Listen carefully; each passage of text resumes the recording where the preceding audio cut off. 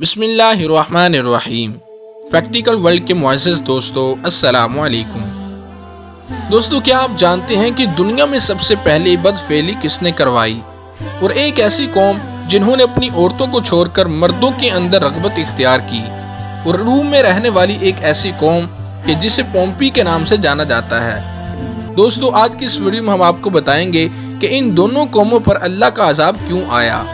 آپ سے گزارش ہے کہ ویڈیو کو آخر تک دیکھیں اور چینل کو سبسکرائب کرنا مت بھولیں۔ حضرت سیدنا لوط علیہ السلام ابراہیم علیہ السلام کے بھتیجے ہیں۔ آپ علیہ السلام صدوم کے نبی تھے، اور آپ علیہ السلام ابراہیم خلیل اللہ علیہ السلام کے ساتھ ہجرت کر کے ملک شام میں آئے تھے۔ ابراہیم علیہ السلام کی آپ نے بہت خدمت کی، اور ابراہیم علیہ السلام کی دعا سے ہی آپ نبی بنائے گئے۔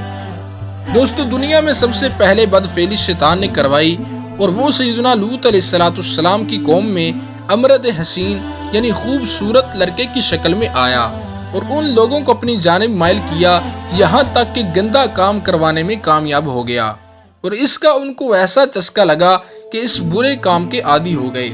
اور دوستو، نوبت یہاں تک پہنچی کہ اپنی عورتوں کو چھوڑ کر مردوں سے خواہش پوری کرنے لگے۔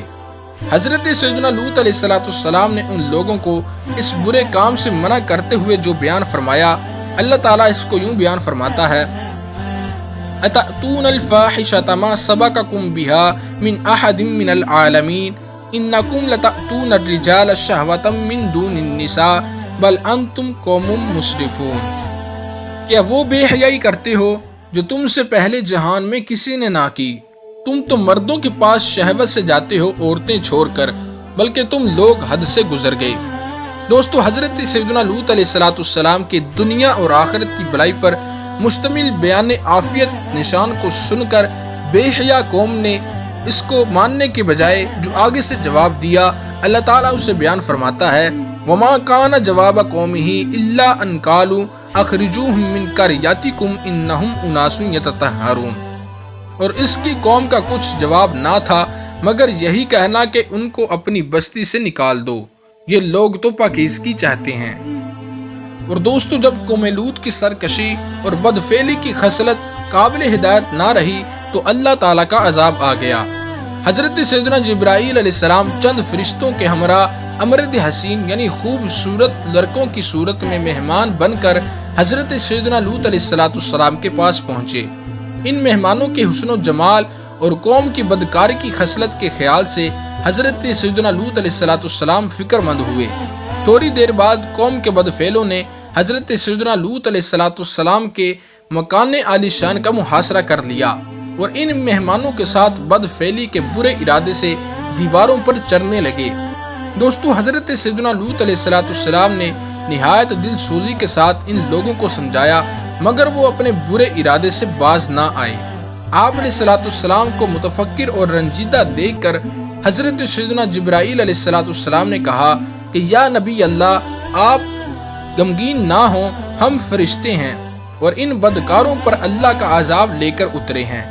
آپ مومنین اور اپنے اہل و عیال کو ساتھ لے کر صبح ہونے سے پہلے اس بستی سے دور نکل جائیے، اور خبردار کہ کوئی شخص پیچھے مڑ کر بستی کی طرف نہ دیکھے، ورنہ وہ بھی عذاب میں گرفتار ہو جائے گا۔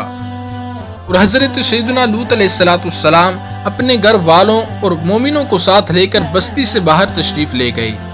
پھر حضرت سیدنا جبرائیل علیہ السلام نے اس شہر کی 5 بستیوں کو اپنے پروں پر اٹھا کر آسمان کی طرف بلند ہوئے، اور کچھ اوپر جا کر ان بستیوں کو زمین پر الٹ دیا۔ پھر ان پر اس زور سے پتھروں کا میغ برسایا کہ قوم لوط کی لاشوں کے بھی پرخچے اڑ گئے۔ عین اس وقت کہ جب یہ شہر الٹ پلٹ ہو رہا تھا، حضرت سیدنا لوط علیہ السلام کی ایک بیوی جس کا نام وائلہ تھا، جو کہ در حقیقت منافقہ تھی اور قوم کے بدکاروں سے محبت رکھتی تھی، اس نے پیچھے مڑ کر دیکھ لیا، اور اس کے منہ سے نکلا: ہائے رے میری قوم! یہ کہہ کر جب کھڑی ہو گئی، پھر عذاب الہی کا ایک پتھر اس کے اوپر بھی گرا اور وہ بھی ہلاک ہو گئی۔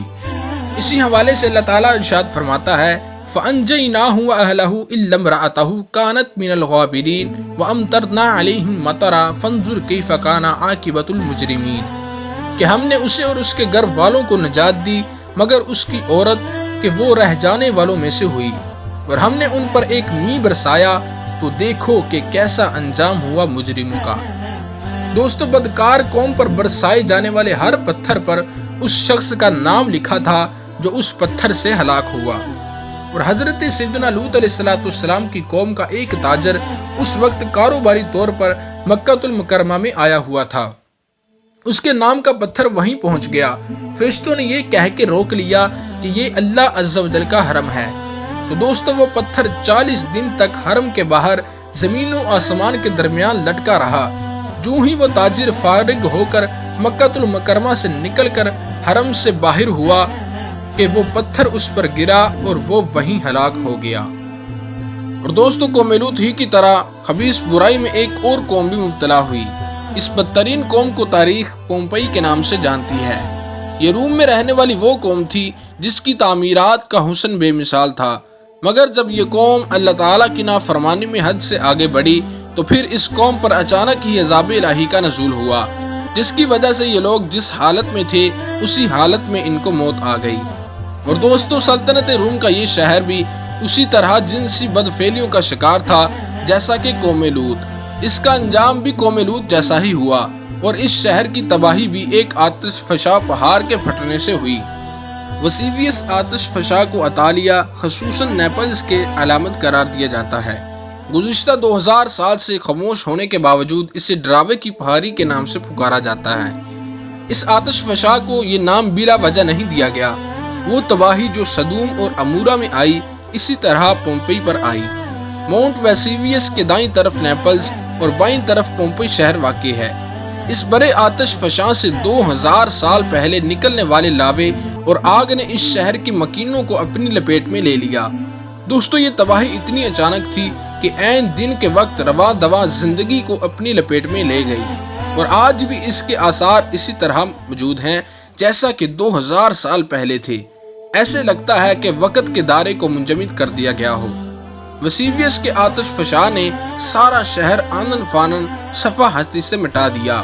اس علمبے کا دلچسپ پہلو یہ ہے کہ آتش فشاں کا شور سن کر کوئی شخص فرار نہ ہوا، گویا وہ اپنی مستی میں اتنے مگن تھے کہ انہیں خیال تک نہ آیا۔